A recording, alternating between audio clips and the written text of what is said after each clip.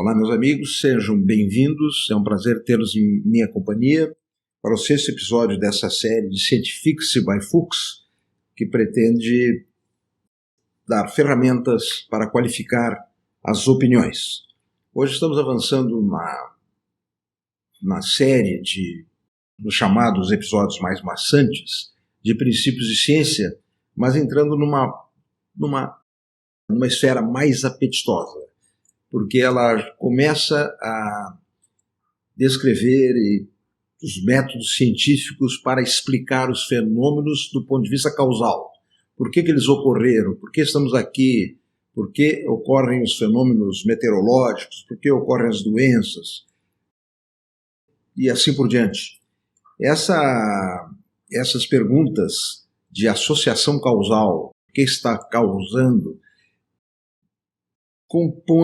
constitui-se a área do conhecimento humano onde a ciência realmente promoveu uma mudança importante.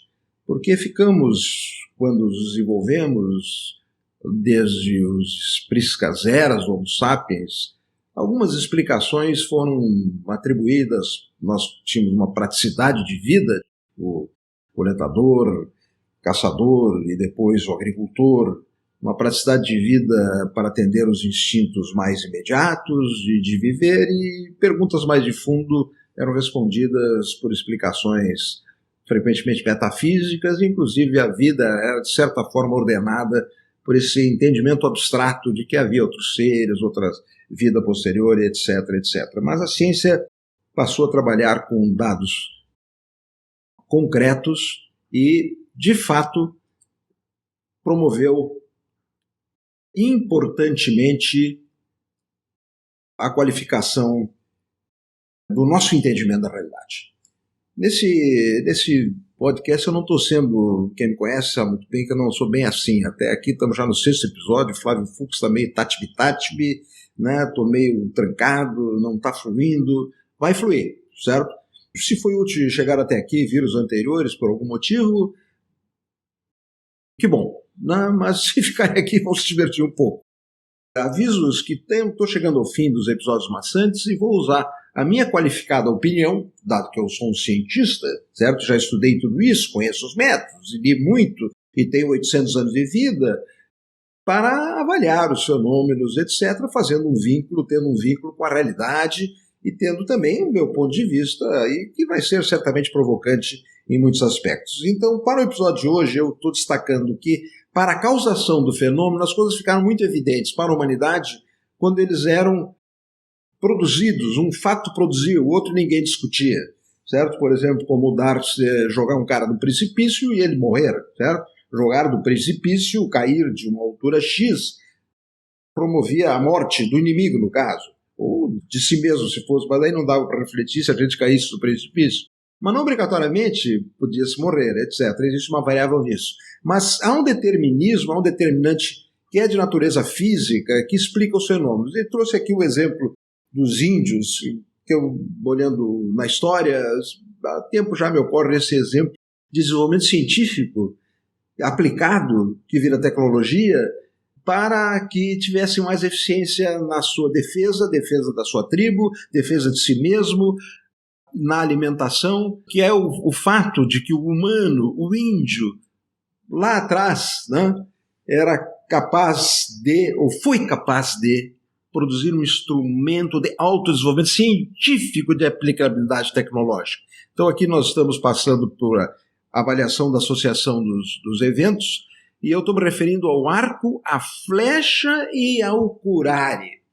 Aqui nós temos física de altamente desenvolvida, que foi percebida pelos índios na forma de preparar a flecha, de preparar o arco, a força do impulso, associada também à habilidade humana de manusear esse objeto e também de dirigi-lo ao foco de ação que produzia, que é o princípio deste episódio, produzia um fato, ou seja, uma flechada no coração do inimigo acabava com o inimigo.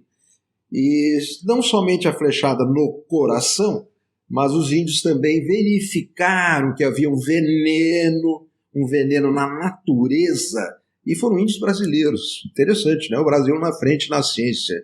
Índios brasileiros identificaram em certas árvores um produto que, colocado na ponta da flecha, se não fosse fatal a flechada no coração, porque bateria do lado do coração, o inimigo poderia continuar vivo e vir para cima de nós, mas se botasse essa substância paralisante, vencia-se a batalha. E é o curare. Pois, amigos, o curare está presente hoje no combate à epidemia do Covid-19. Derivados do curare, agora já de natureza sintética, mas quando eu comecei a fazer medicina, eles eram derivados do curare mesmo.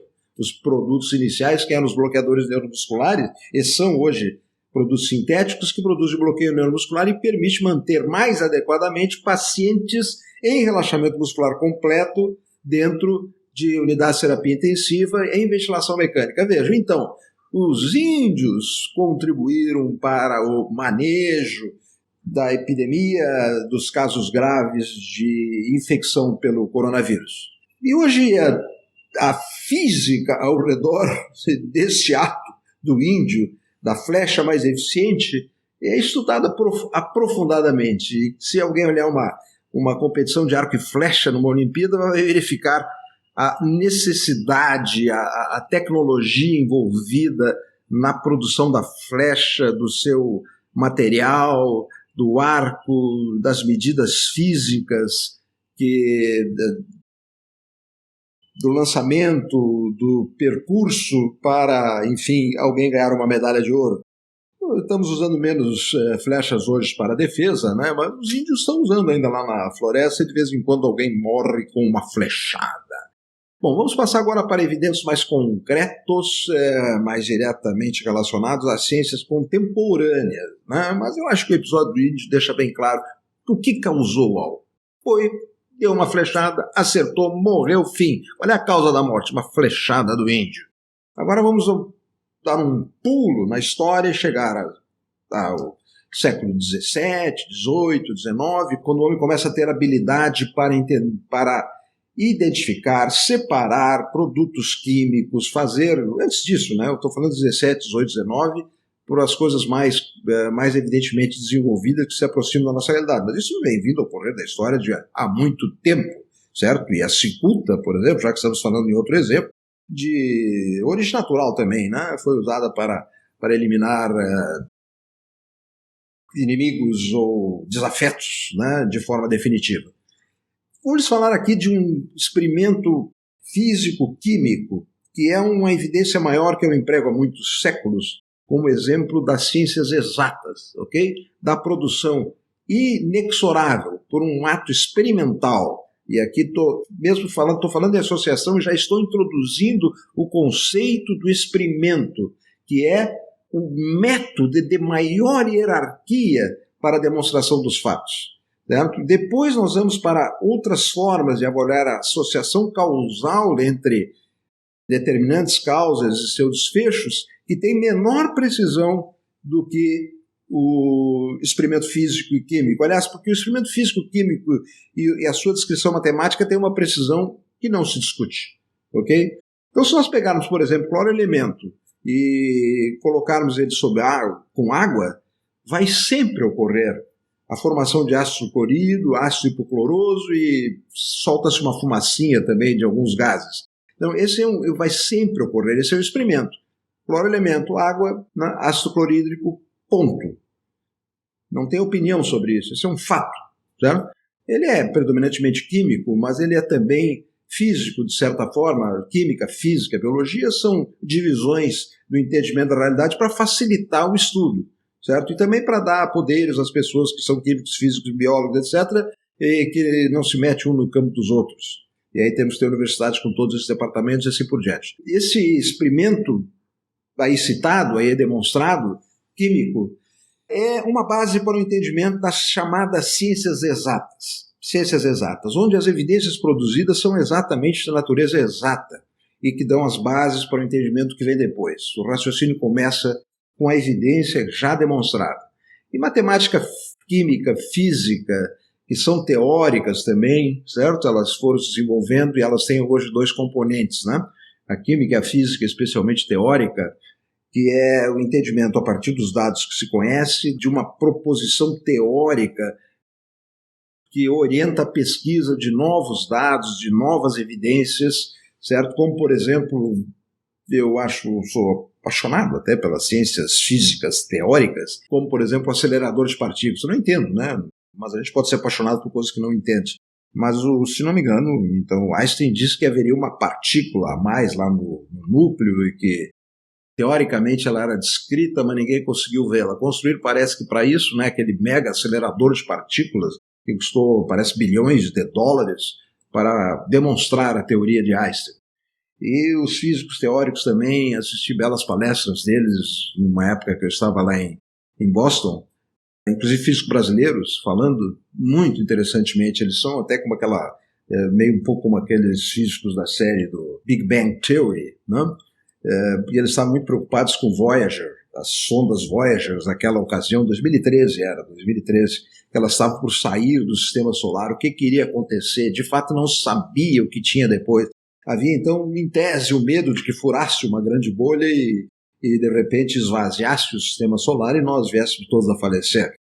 E agora a Voyager, que é uma história interessantíssima, né? As Voyager estão há mais de 40 anos, eu acho que a 2 está 37, 38, 37 anos viajando, e botaram umas bugigangas lá de índios, né, para quando elas forem encontradas em outra civilização, saber que tem uma civilização assim com aquelas bugigangas. Eu me dei uma atualizada para saber onde é que estava a Voyager. Ela aparentemente saiu do sistema solar, mas está num sistema perissolar, etc. Que coisa magnífica, né?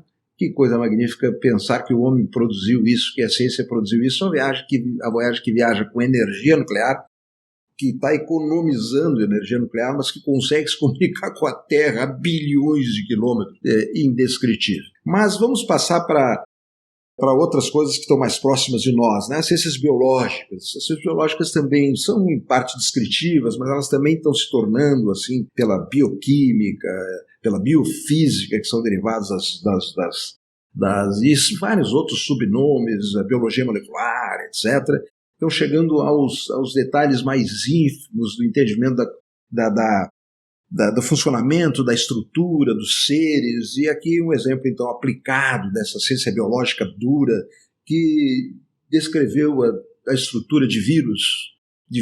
Isso tudo ocorreu assim de forma espetacular, desencadeada e estimulada pela epidemia da AIDS.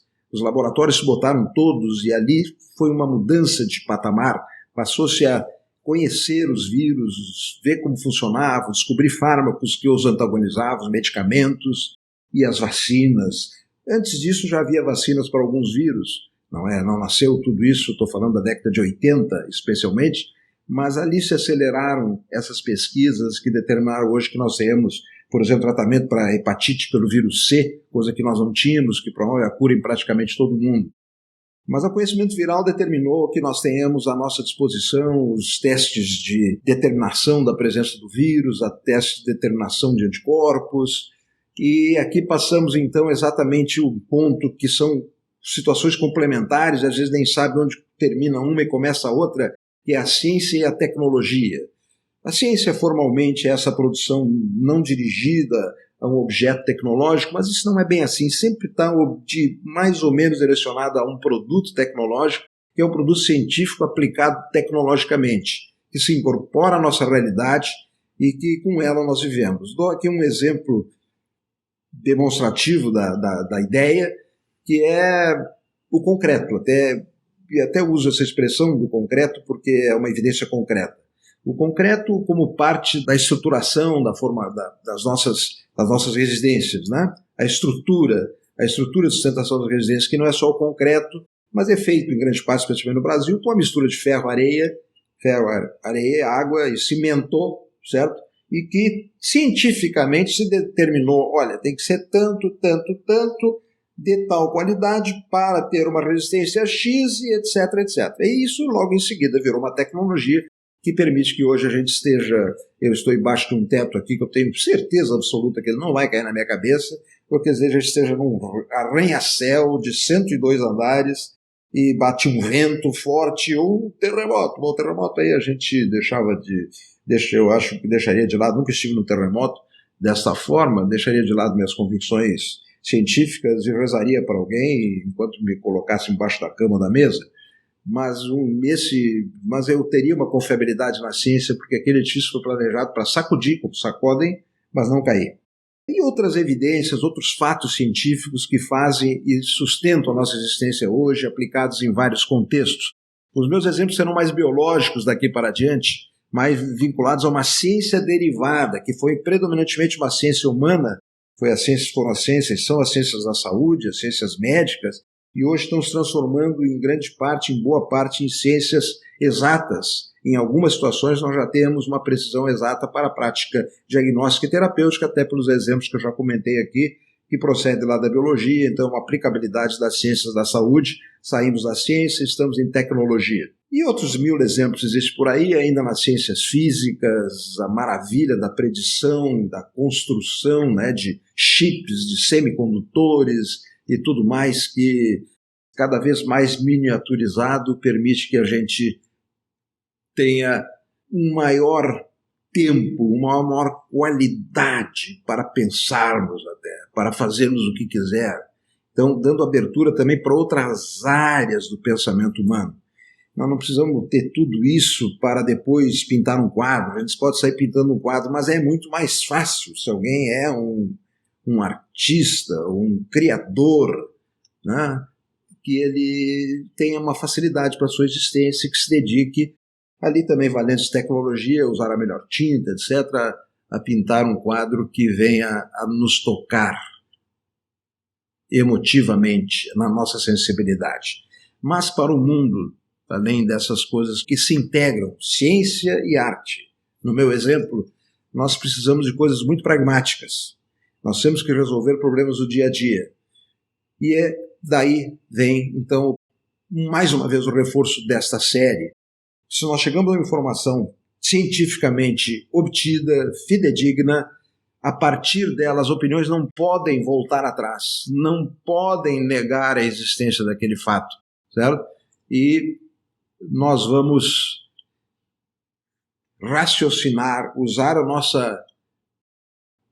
agregado de pensamento abstrato, mas partindo dos fatos concretos, demonstrados nas várias áreas do conhecimento para o nosso dia a dia. Estamos chegando ao fim da série chata, certo? Mas com exemplos muito práticos. Eu vou lhes escrever no próximo a ciência, o experimento na área das ciências de saúde, ciências aplicáveis nessa área, tocando com os exemplos da infecção do surto pelo coronavírus. E anuncio-lhes que mais adiante também, como já disse, vou dar algumas opiniões a respeito disso. Muito obrigado por tê-los em minha companhia. Espero que estejam suficientemente provocados para abrir o episódio 7º desta série. Até lá!